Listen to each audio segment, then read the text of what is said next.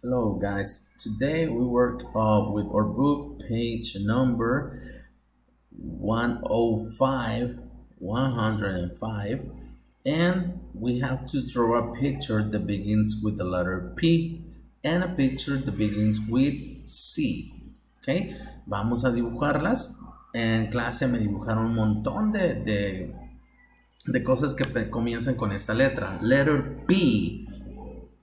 Pues aquí tenemos ya este amiguito, penguin, pizza, popcorn. ¿Qué más tenemos con la letter P?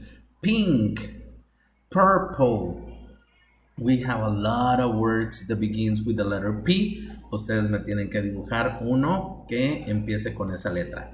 Then we have the letter C. And we have pictures that begins with the letter C like this. Cake, candle, cake, pastel, candle, la velita que va arriba. Ok, ¿qué más? Car, carro. Cookies, galletas, cookies. Entonces, ustedes me dibujan una de este lado. With the letter P, letter C. Ok, para completar nuestro trabajo. Les voy a dejar unos videos para que vean algunas otras con estas letras P and C aquí en Classroom, ¿ok?